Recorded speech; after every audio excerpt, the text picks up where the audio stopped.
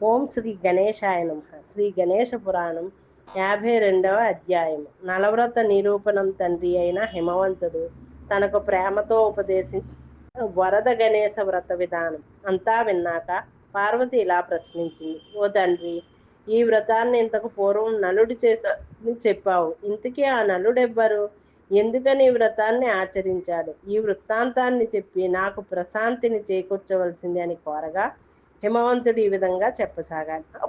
అమ్మా పార్వతి, ఈ నలుడనే మహారాజు పూర్వం నిషధ దేశాన్ని పరిపాలించేవాడు. అతడొక మహాదాత, అమిత తప సంపన్నుడై శుభలక్షణాలతోనూ సకల సంపదలతోనూ తులతూగేవాడు.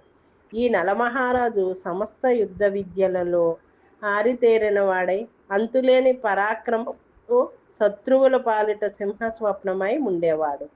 ఆ నలమహారాజుకు మహాసౌందర్యవతి మహాపతివ్రత సుగుణవతి అయిన దమయంతి భార్య.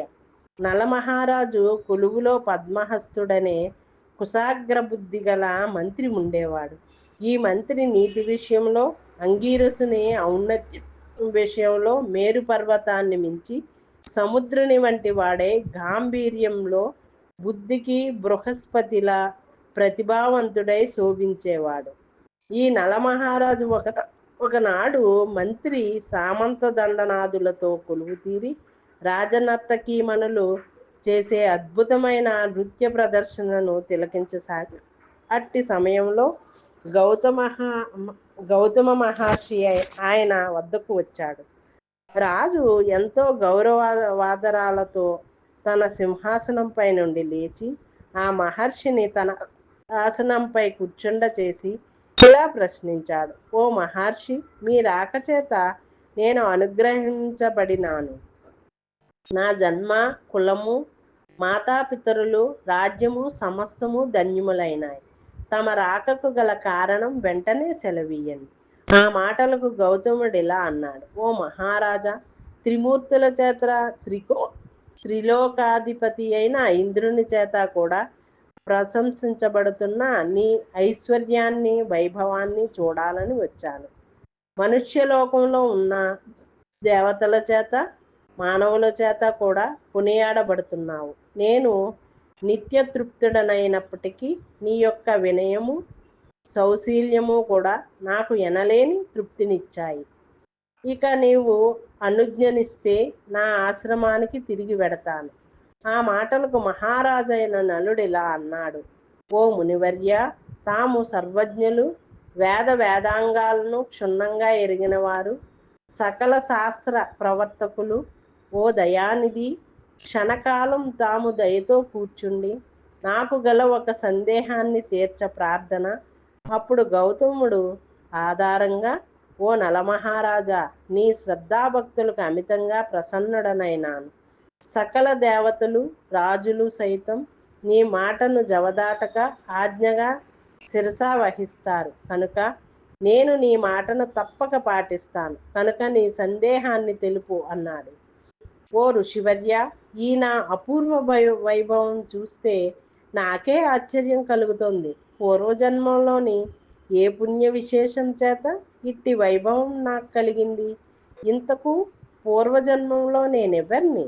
ఆ వివరాన్ని దయతో నాకు తెలియజేయండి అంటూ ప్రశ్నించగా గౌతమ ముని నలునితో ఇలా అన్నాడు. ఓ రాజా, పూర్వజన్మలో నీవు గౌడ దేశానికి ఆవలగల పిప్పల నగరంలో ఒక దరిద్రుడైన క్షత్రియుడివై జన్మించావు. ధనహీనుడనైన నీవు భార్యాబిడ్డల నిరసన వాక్యాలకు ఎంతో బాధపడి విరక్తుడివై ఎవరికి తెలియకుండా ఒక మహారణ్యంలోకి వెళ్ళావు. కూర మృగాలతో నిండి దట్టమైన మహావృక్షాలతోనూ మధ్య మధ్య సరస్సులతోనూ ఉన్న ఆ అరణ్యంలో తిరుగుతూ వెళ్ళి ఒకానొక ఋష్యాశ్రమాన్ని చేరుకున్నావు. ఆ ఆశ్రమం వేదఘోషతో ప్రతిధ్వనిస్తున్నది. అది తపస్వి అయిన కౌశికుని ఆశ్రమము. లోనికి వెళ్ళి భక్తి తత్పరుడవై ఆ ఋషికి ప్రణమిల్లావు.